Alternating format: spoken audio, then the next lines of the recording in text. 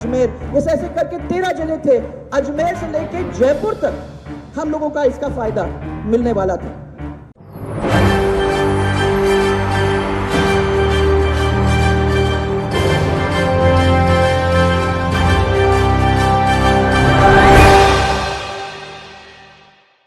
नमस्कार, मैं नाज़मीन खान और आप देख रहे हैं SPN 9 news. Bharatiya Janata party की वसुंधरा राजे की बात कही जाए तो वैसे तो राजस्थान के पूर्व CM हैं और भारतीय जनता पार्टी के लिए बहुत बड़ी चुनौती भी है, क्योंकि यहाँ पर देखा जाए तो चुनावी लिस्ट राजस्थान मध्य प्रदेश में भारतीय जनता पार्टी जारी करती हुई नजर आ रही हैं। लेकिन इसी बीच में क्या देखा जाता है कि यहाँ पर वसुंधरा राजे नाराज दिखाई देती हैं। परिवर्तन संकल्प यात्रा की बात करें तो वसुंधरा राजे वहाँ पर भी नहीं पहुँचती हैं और ऐसे में पार्टी की बैठक होती है और उस बैठक में भी वसुंधरा राजे कहीं ना कहीं गायब नजर आती हैं। और वसुंधरा राजे की जिस तरीके से देखा जाए इस बैठक में पहुँचती हैं लेकिन तुरंत भाग भी जाती हैं, तो ऐसे में देखा जाए बड़े आरोप लगाए जा रहे हैं। और ऐसे में देखा जाए तो वसुंधरा राजे की नाराजगी को लेकर ये कहा जा रहा है कि क्या वो भारतीय जनता पार्टी से किनारा करने की सोच रही हैं, क्योंकि यहाँ पर CM चेहरे के रूप में राजस्थान में यहाँ पर वसुंधरा राजे को लेकर नहीं सोचा जा रहा है, उन्हें दरकिनार किया जा रहा है। और इसी को लेकर वसुंधरा राजे का एक बड़ा बयान सामने आता है। वसुंधरा राजे यहाँ पर सीधे तौर पर ना चाहते हुए भी ये कहती है कि ये वह विधानसभा चुनाव राजस्थान में भारतीय जनता पार्टी जीतती हुई नजर आएगी और भारतीय जनता पार्टी की जीत का दावा यहाँ पर वसुंधरा राजे करती हुई दिखाई देती हैं। और वसुंधरा राजे भारतीय जनता पार्टी को लेकर क्या कुछ कहती हुई नजर आ रही है, देखिए जरा। हम सबका मार्गदर्शन करें माननीय वसुंधरा जी।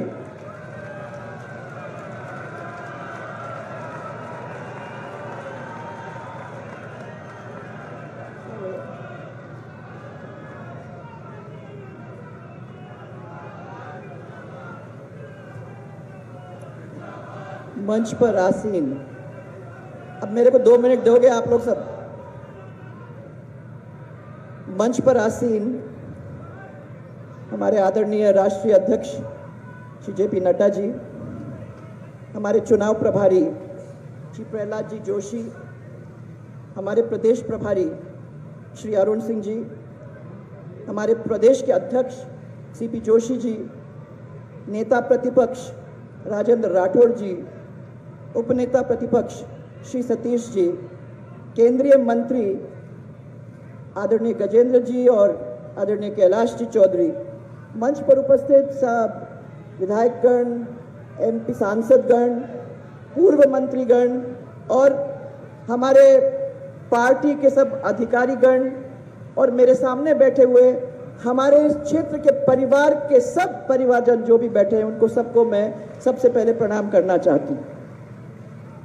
ये त्रिनेत्र गणेश जी को सबसे पहले मैं नमन करना चाहूँगी और उनसे आज प्रार्थना यही करना चाहूँगी कि राजस्थान की जनता के ऊपर उनकी भरपूर कृपा बनी रहे।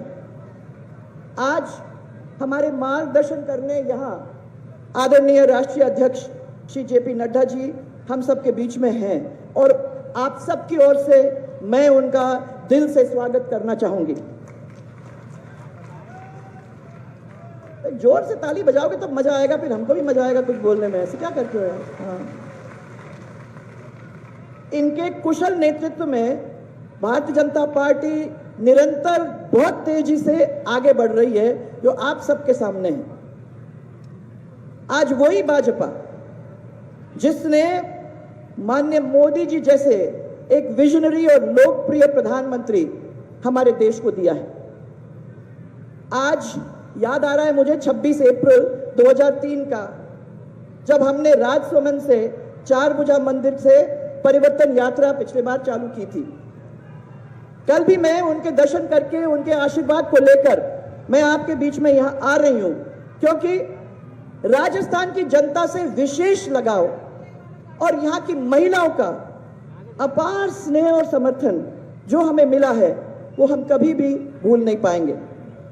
इसी का नतीजा है कि पहली बार भारतीय जनता पार्टी ने बड़ी जोरदार बहुमत से 120 सीट मिले और उसके बाद यहां दर्शन करके, गणेश जी पे दर्शन करके आशीर्वाद हम लोगों ने लेकर जब 2003 से लेकर 2023 के सफर करे हैं और आपके क्षेत्र के अंदर करे हैं, कभी ऐसा नहीं लगा कि हम पराये के बीच में हैं, क्योंकि आप लोगों ने जो प्यार दिया, जो साथ दिया, जो आशीर्वाद दिया, वो हम लोगों को एक पवित्र बंधन, एक पारिवारिक बंधन में बांधने का काम करता है।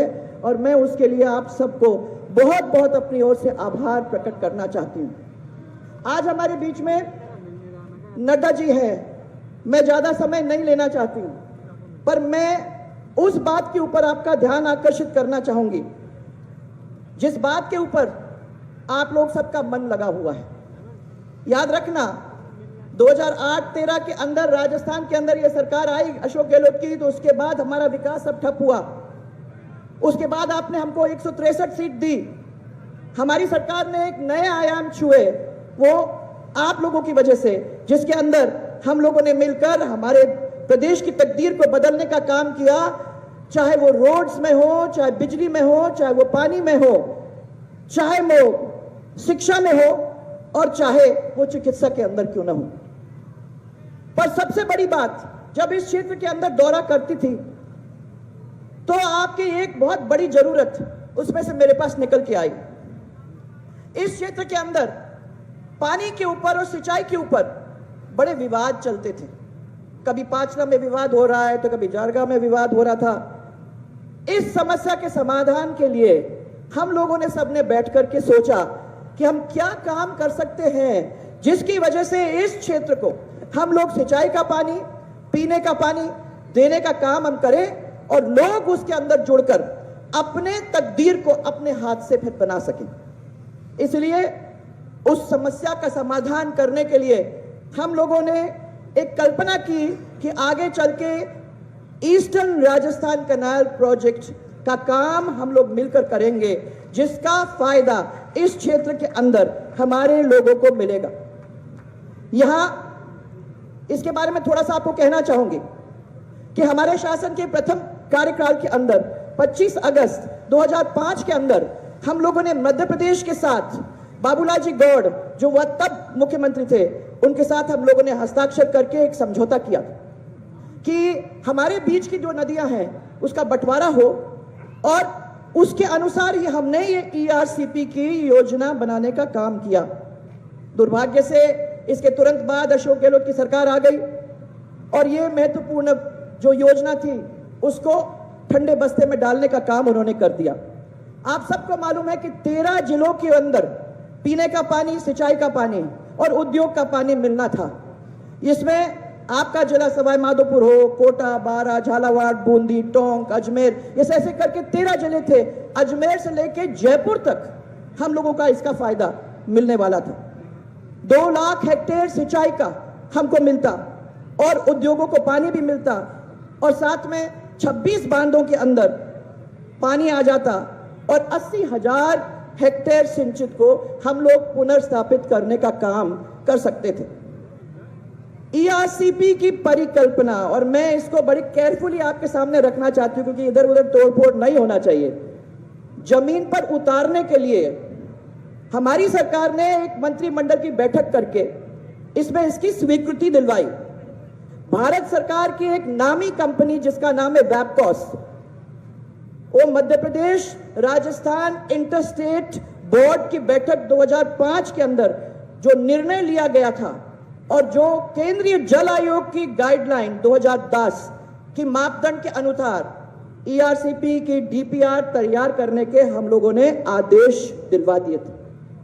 इस परियोजना के अंदर 50% निर्भरता पर 3,921 MCM पानी आप लोगों को लगभग 37,000 करोड़ की खर्चा पे मिलने जा रहा था। वो उस समय के खर्चे की बात कर रही हूं मैं, उसके बाद उस खर्चे को तो मुझे मालूम है कि थोड़ा बढ़ गया होगा।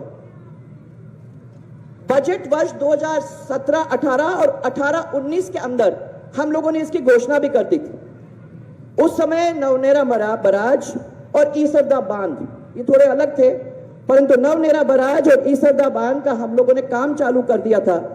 अब नवनेरा बराज का काम लगभग पूरा होने जा रहा है और इस ईसरदा का जो बांध है वो अभी भी निर्माणाधीन है। मैं मानती हूं कि उसके ऊपर थोड़ा सा ध्यान और दिया जाता तो जिस तरीके से नवनेरा बराज अब संपूर्ण होने जा रहा है उसी तरीके से इस ईसरदा के बांध को कंप्लीट हो जाना चाहिए था, ताकि इस पूरे इलाके के पानी में कोई अवरोध नहीं आता।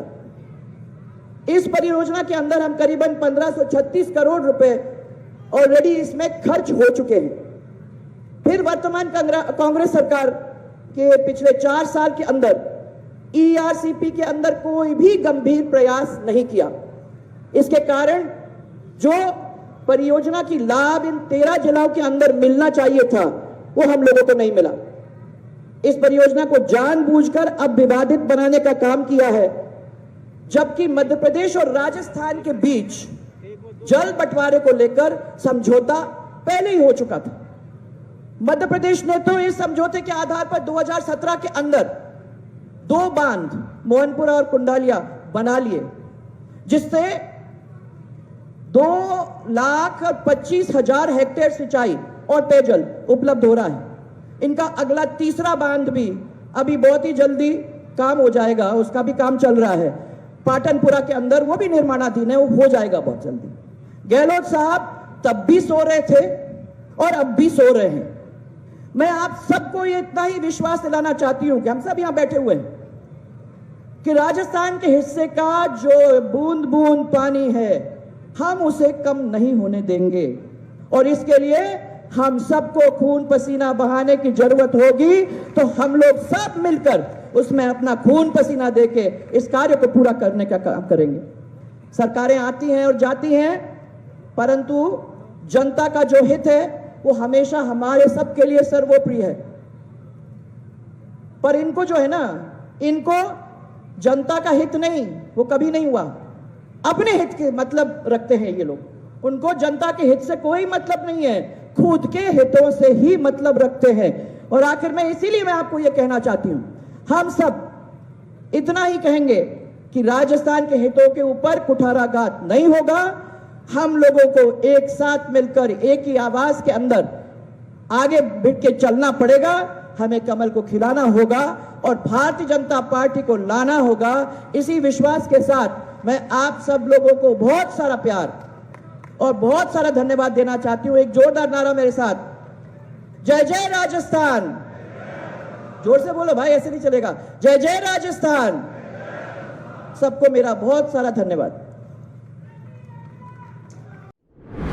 जैसे कि आपने वसुंधरा राजे को सुना, उसके बाद यहाँ पर सवाल यही खड़े हो रहे हैं कि आखिर क्या वसुंधरा राजे को वो जिम्मेदारी मिलेगी, क्या भारतीय जनता पार्टी में वो कद मिलेगा, सीएम चेहरे के रूप में उतारी जाएंगी। ये सवाल लगातार बन रहा है, क्योंकि भारतीय जनता पार्टी की फिर से मध्य प्रदेश और राजस्थान को लेकर एक बड़ी बैठक अमित शाह और JP नड्डा के नेतृत्व में की जा रही है। उसमें दोबारा यहाँ पर वसुंधरा राजे भी मौजूद होंगी। अब ऐसे में देखना होगा कि क्या कोई बड़ा फैसला लिया जाएगा। क्या लगता है आपको, कमेंट बॉक्स में ज़रूर बताएं।